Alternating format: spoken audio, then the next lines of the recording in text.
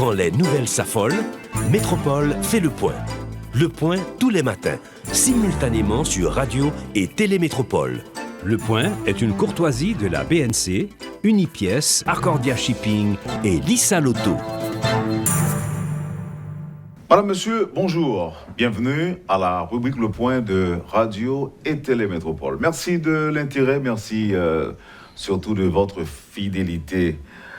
Pour un début de semaine, nous avons comme invité sur le plateau le ministre de l'Intérieur et des collectivités territoriales, l'ingénieur Litz Kittel, accompagné de l'ingénieur Jean-Osselin Lambert du service de l'immigration, disons mieux responsable de technique du service de l'immigration. Directeur technologie. Directeur technologie, voilà. Merci Madame, Monsieur pour l'accueil qui nous a donc réservé ce matin. D'abord, sans tarder, nous commençons avec le ministre de l'Intérieur, Litz Kittel. Bonjour, bienvenue à Métropole. Bonjour Wendell, je salue tous les téléspectateurs, les gens qui écoutent, les gens qui sont en ligne sur Radio-Télévision Métropole. Merci. Ingénieur Lambert, bonjour. Vous n'êtes pas à votre première participation à cette émission. La quatrième. Quatrième. Bienvenue. Bienvenue Wendell, bienvenue aux auditeurs, les téléspectateurs, les internautes. Nous sommes là une fois de plus pour la technologie au sein de l'immigration. Très bien. Alors, le sujet du jour n'est pas trop différent de ce qu'on a eu déjà, avec la différence. Nous allons parler ce matin, je dirais, des passeports numériques, puisque nous sommes apparemment à l'ère du numérique, monsieur le ministre. Bien sûr, Wendell. Je veux préciser que M. Lambert est directeur des nouvelles technologies au ministère de l'Intérieur. De ce fait, il travaille beaucoup plus en collaboration avec l'immigration pour la simple et bonne raison qu'on a les passeports numériques et on est en train pour nous rendre compatibles avec les standards internationaux, parce que les passeports, ils sont lisibles à la machine. Avec les puces qui sont dans les passeports, on peut stocker un tas d'informations. Donc, il se pense surtout à l'immigration et l'immigration, et les gens ont tendance à comprendre qu'ils travaillent pour l'immigration, mais c'est plutôt le directeur des nouvelles technologies au sein du ministère. Très bien. Maintenant, quand nous parlons de passeport numérique, je ne sais pas qui veut répondre, parce qu'apparemment vous avez tous les deux...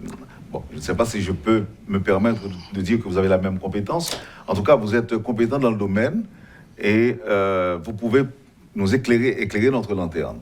Je continue avec M. Lambert. C'est ça. Alors, nous disons passeport numérique.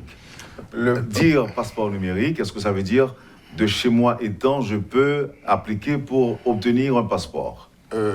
Passeport numérique, cela veut dire que c'est toujours le livret qui a les aspects d'un passeport ancien, ça veut dire que la partie visible, mais à l'intérieur de ce passeport, il y a des éléments numérisés qui se trouvent à l'intérieur du livret dans une puce.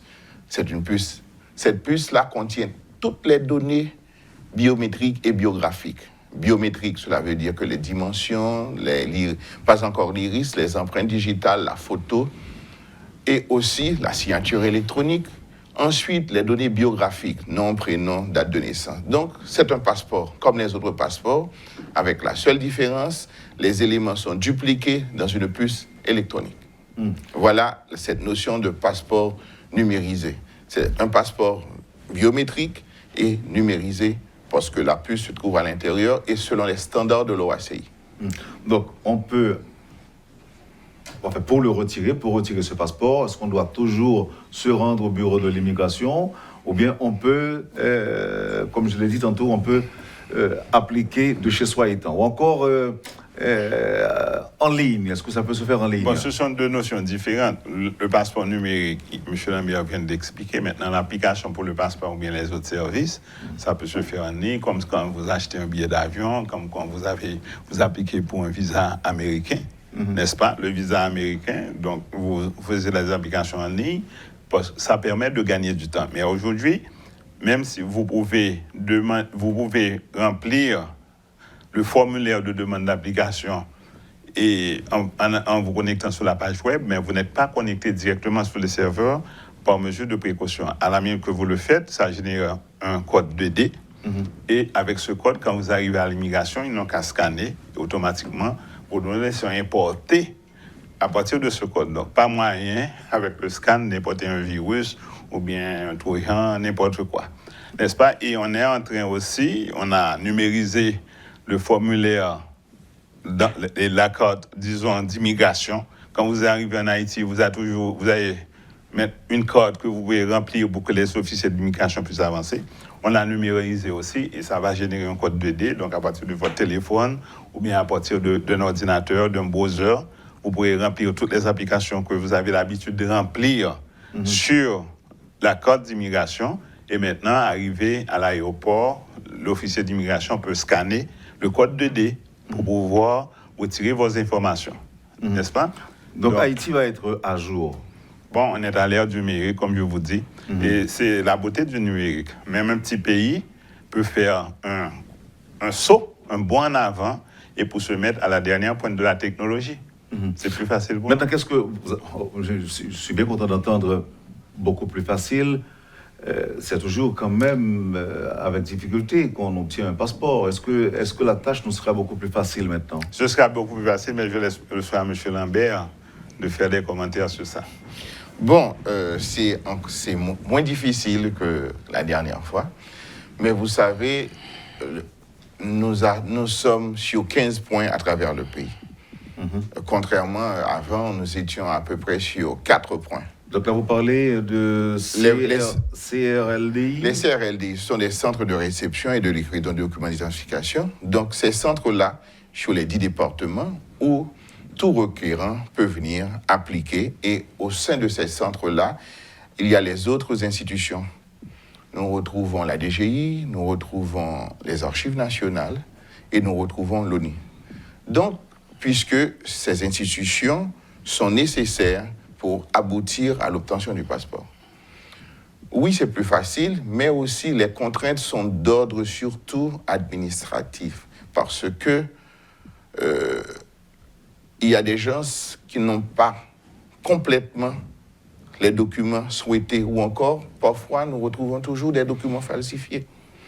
Et ces documents falsifiés, puisque le système est un système numérisé, nous retraçons des imposteurs, nous retraçons aussi des recours de justice.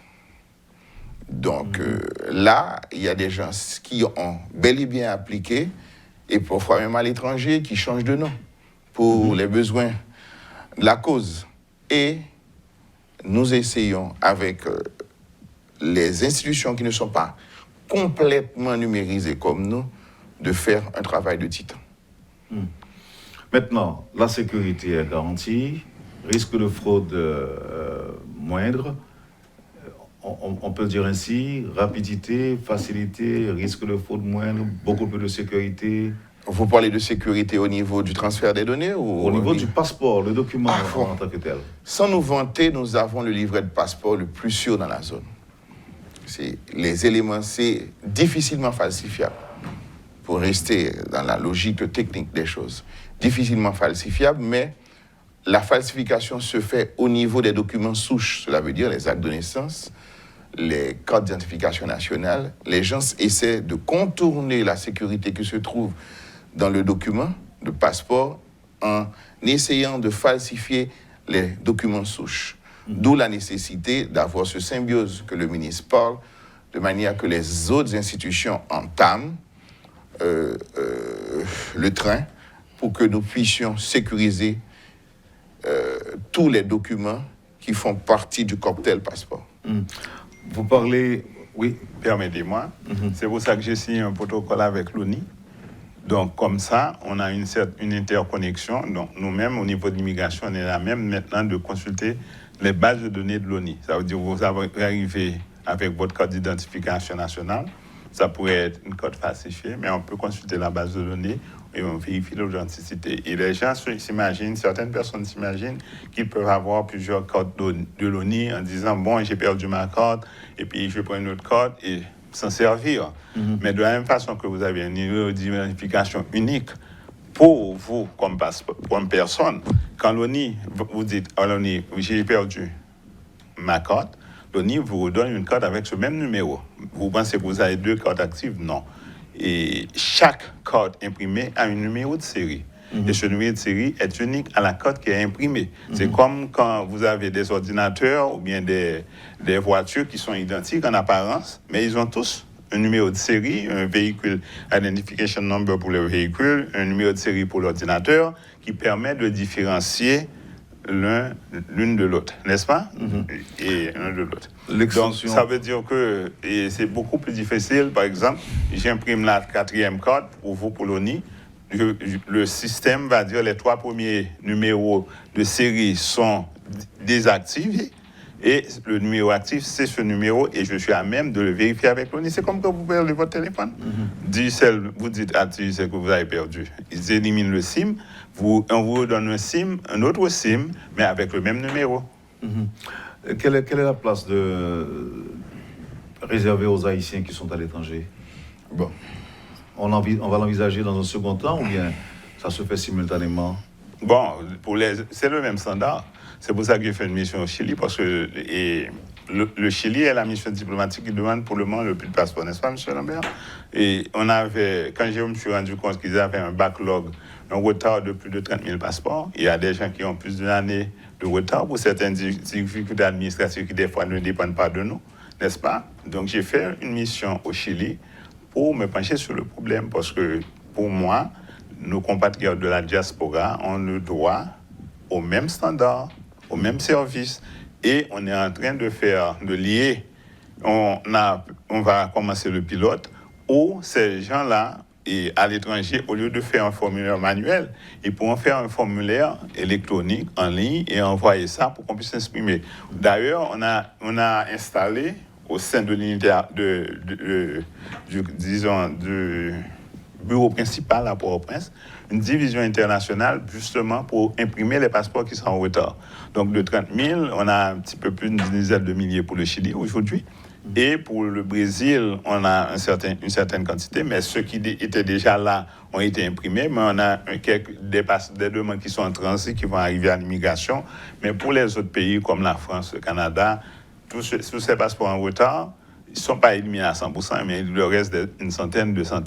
Maintenant, pour la sécurité, pour les standards, l'ONI aussi a installé des terminaux. Et avec l'accord qu'on a avec l'ONI, ça va être encore plus facile. Donc, et on va avoir les terminaux. On a déjà les terminaux de l'ONI au Chili, à l'ambassade. Maintenant, comme il y avait des restrictions, la quarantaine, etc., le déploiement du nouveau personnel était plutôt limité.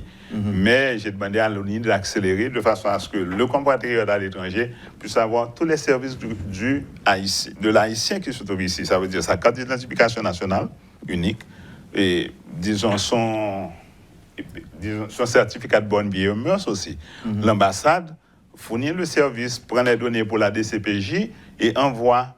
Avant, l'haïtien qui se trouve au Chili allait prendre les données à l'ambassade et puis il était obligé de mettre ça dans un paquet digital pour l'envoyer à quelqu'un en Haïti qui lui rend le service d'aller à la DCPJ. Une fois le certificat de bonne vie et mœurs obtenu, la personne devait renvoyer ça par DHL pour que la personne puisse recevoir. Et ça prend du temps et ça coûte beaucoup d'argent. Maintenant, l'ambassade offre le service complet. Une fois les données saisies, l'ambassade envoie de façon électronique au service de la DCPJ qui, quand c'est fini, on envoie à l'ambassade et la personne peut venir retirer son service. Donc, le gouvernement est en train de se moderniser, de se mettre à l'ère du numérique parce qu'on ne peut pas se permettre de rater la révolution numérique. Parce que, vas-y. La République dominicaine? Oui. Bien après le Chili ou bien? Pour la République dominicaine, nous allons installer le même système qui se trouve dans la zone métropolitaine, les CRLDI, au niveau de l'ambassade et des 5 consulats. Durant la période Covid, nous n'avons pas pu le faire. Les équipements sont là et à partir du mois d'août, on va débuter avec l'ambassade où, une fois déposé à l'ambassade, on time, will time, nous recevons l'application et avec la DGI qui est installée dans l'unité internationale, nous allons procéder à l'émission de ce document.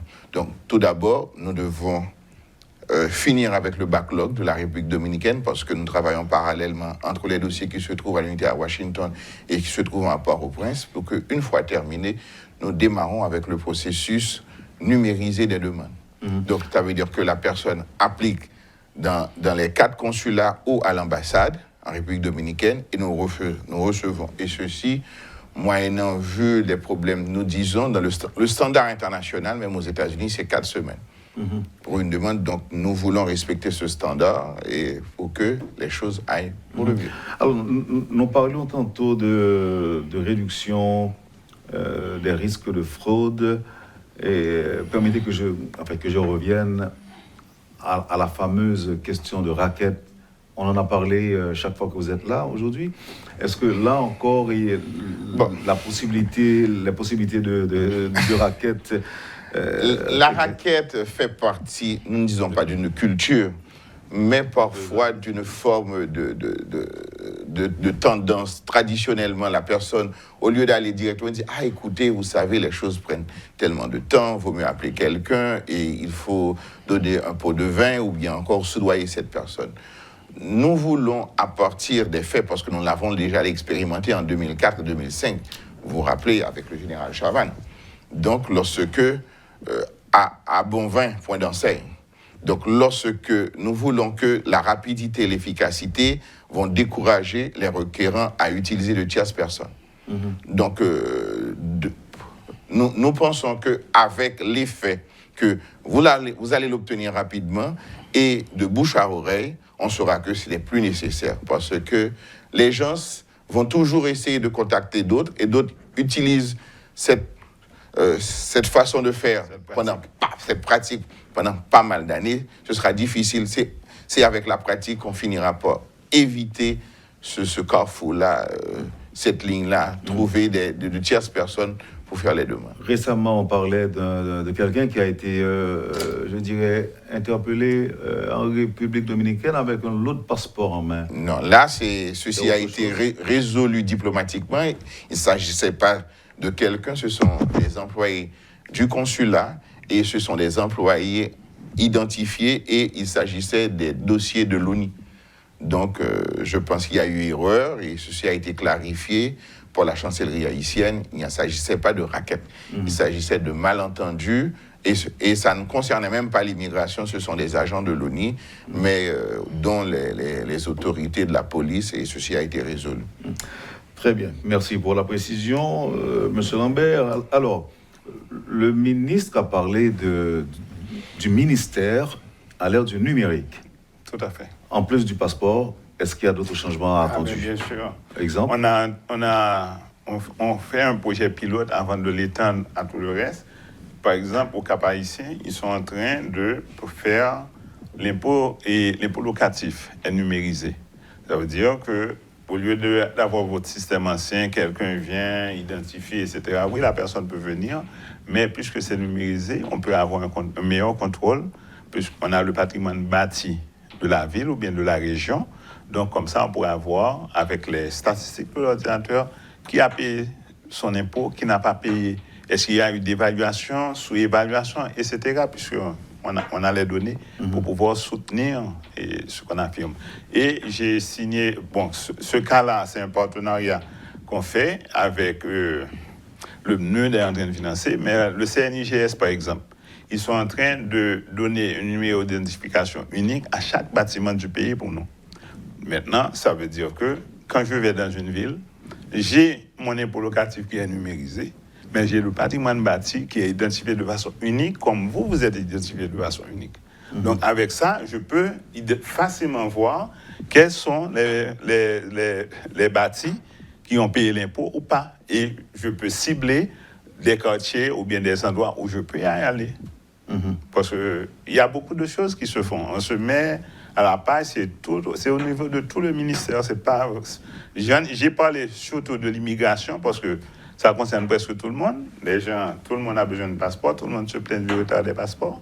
On a entendu parler des passeports numériques, etc. Mais on est en train de numériser d'autres services du ministère, dont l'impôt locatif. Et ça permettra aux collectivités, aux communes de rentrer beaucoup plus d'argent. Monsieur le ministre, est-ce que vous pensez aux passagers internationaux, aux voyageurs internationaux aussi? C'est la même chose. Dans le cadre de ce projet? Mais bien sûr, dans le cadre de la numérisation, de mettre à la page. Oui. Donc ça veut dire qu'on a déjà un programme, n'est-ce pas, où la feuille de l'immigration que vous remplissez quand vous allez débarquer en Haïti, quand vous passez le poste de frontière ou vous débarquez de l'avion, ça a été numérisé aussi. On va commencer le transit. On attendait la douane, mais j'ai demandé à mes partenaires de ne plus attendre puisque nous, on est prêts. Ça veut dire que vous pouvez monter sur votre browser comme quand vous voulez avoir votre carte d'embarquement aux États-Unis pour Américains ou les autres, vous pouvez le faire. Vous montez sur le serveur. Mais c'est la même chose pour nous. La seule différence... Donc je n'aurai pas à remplir quoi que ce soit quand je dois voyager. Ça veut dire qu'on va faire une période de transition. Mais vous pouvez le remplir sur un browser, que ce soit dans votre téléphone ou bien dans un ordinateur. Et maintenant, de la même façon, comme je vous dis, ça va générer une code 2D.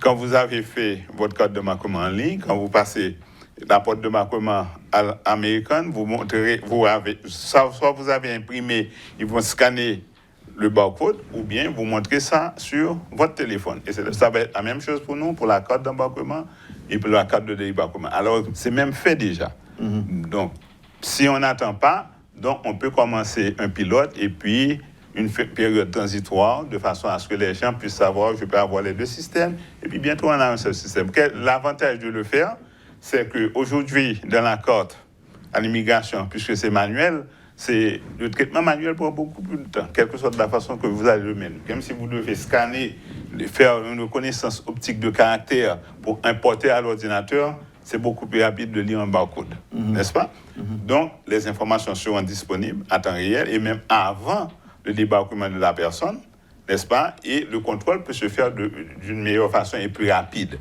Et ça va nous aider pour le contrôle des étrangers. On a réactivé le service de contrôle des étrangers parce qu'il y a beaucoup d'étrangers qui viennent en Haïti de nationalités différentes. Et ce contrôle implique quoi? Contrôle des étrangers, ça veut dire qu'à tout moment, on doit savoir plus ou moins où se trouve l'étranger dans votre territoire. Comme certains pays le font, le Canada, la France. Vous allez en France, des fois, même avant d'avoir le visa, on vous demande où est-ce que vous allez. Soit vous avez une réservation d'hôtel, et le plus souvent qui doit être payé, ou bien, si quelqu'un vous reçoit dans une ville, dans une commune en France, cette personne est obligée d'aller dans la commune pour faire une déclaration, et c'est avec cette déclaration que vous avez droit au visa. Vous comprenez? Donc, nous-mêmes, l'étranger qui arrive... Ce sont des projets, monsieur le ministre, ou bien est-ce que c'est en phase d'expérimentation? Sinon, je ne vous en aurais pas parlé. Tous ces programmes existent déjà. Ce n'est pas encore vulgarisé. Et pourquoi? Vous avez mis du temps. On n'était pas prêt? Je vais vous donner un exemple. Parce qu'on utilise beaucoup, on fait beaucoup de choses en coopération avec l'IHSI, parce que c'est l'Institut haïtien de statistique et d'informatique, et l'un des mandats de l'IHSI, c'est d'accompagner les agences gouvernementales pour leur informatisation. On ne va pas faire cavalier seul, on doit utiliser les ressources de l'État pour que tout le monde soit sur la même page. Et l'IHSI a trouvé bon que de la même façon qu'on a fait ça pour le formulaire d'immigration, ils veulent le faire pour la douane, ils attendent les informations de la douane. Je viens de leur dire tantôt avant l'émission, moi je comptais vous faire une démonstration que vous pouviez monter sur le browser pour pouvoir faire et remplir votre code de débarquement en ligne. Mais ils ont dit, on attend la douane. Je dis, non, si la douane dit qu'elle ne veut pas faire, je ne vais pas faire aussi. Non, on va faire. Maintenant, dans les 24 ou 48 heures, on peut tester ça. Ils ont déjà testé eux-mêmes. Maintenant, les clients peuvent tester. On peut passer à la phase pilote. Après, on passera à une phase transitoire. Et après, ce sera obligatoire. Mais pour le passeport, c'est déjà opérationnel, c'est déjà effectif. Le tout est déjà opérationnel. Le tout est déjà opérationnel. La demande en ligne, vous parlez, non. En ce qui a trait le passeport numérisé, nous avons tout hier. Et le dernier passeport que vous avez obtenu, c'est le passeport numérique. Permettez-moi, M. Lambert, quand vous dites que... J'ai l'impression que vous êtes en train de confondre passeport électronique, passeport numérique avec une demande numérique. Je vous ai dit tantôt, quand vous faites une demande... Au début de l'interview, vous avez précisé. C'est ça. Donc ça veut dire que quand la personne fait une demande, disons, la personne... C'est le même processus, au lieu de remplir le formulaire manuel, on remplit le formulaire sur un browser. Maintenant, vous n'êtes pas connecté au serveur. Et votre demande génère un code 2D. Quand vous arrivez à l'immigration va connecter ça. Ça va empêcher les piratages, les virus, de mettre des choses, etc. Mais à la différence des centres de livraison et de réception de documents, ils sont connectés en direct avec l'immigration pour ce qu'on appelle un local loop qui est fermé. C'est un circuit fermé par fibre optique. Et quand l'opérateur est en train de saisir vos données, ces données-là s'inscrivent en temps réel sur les serveurs de l'immigration. Si on coupe l'électricité après, il n'y a rien qui soit stocké localement. Ça veut dire que quand vous êtes dans le centre de livraison, vous n'avez pas la possibilité vous-même d'accéder, parce que vous n'êtes pas un agent d'immigration, mais l'agent qui reçoit votre demande dans le CLDI, c'est comme s'il était à Port-au-Prince. Et il est connecté directement dans un circuit fermé. Ça veut dire que quelqu'un ne peut pas pirater. Pour pouvoir pirater, il faudrait aller dans un de ces CLDI pour pouvoir accéder aussi au serveur. Mais de façon éloignée, vous ne pouvez pas le pirater. Donc cette demande-là se fait en temps réel. Vous comprenez? Mais je laisse M. Lambert continuer la précision. Non, ça a été bien dit par le ministre. Tout à fait. Alors, on va observer la pause et on revient avec les autres questions et puis d'autres questions d'actualité aussi. Et comme je l'avais dit tantôt, on ne va pas tout simplement rester sur les passeports. Je voudrais voir avec vous, Monsieur le ministre, entre autres, ce qui s'est passé pendant le week-end à Cité-Soleil notamment, où il y a eu des morts, une vingtaine de morts, la guerre des gangs, et le rôle des mairies. Aussi qui sont sous la responsabilité. En fait, vous êtes le ministère de l'Intérieur et justement le ministère de tutelle des mairies. Des mairies. Mais je dois préciser pour vous, Randel. J'ai vu des influenceurs qui se targuent d'avoir une audience large dire que la police dépend du ministère de l'Intérieur. Non. Vous savez bien que ça dépend du ministère de la Justice. Mais quand même, les gens s'amusent à dire n'importe quoi sur les réseaux sociaux et ils trouvent des personnes pour les croire. Maintenant, je suis vice-président du CSPN. J'allais dire, par contre, en ce qui concerne le CSPN... Je précise pour vous. Oui. Je suis vice-président du CSPN et à ce titre, j'ai certaines informations, mais souvent, je préfère que ce soit les autorités du ministère de la Justice ou bien de la police de préciser ce qui a trait à eux. Eh bien, on va savoir ce que l'on doit savoir ou ce que l'on peut savoir ce matin, Monsieur le ministre. À tout à l'heure. Merci. Poursuivez, Madame, Monsieur, la rubrique Le Point de Radio et Télémétropole. Merci de l'intérêt et à tout de suite, après la pause. Le Point est une courtoisie de la BNC, Unipièce, Arcordia Shipping et Lissa Lotto.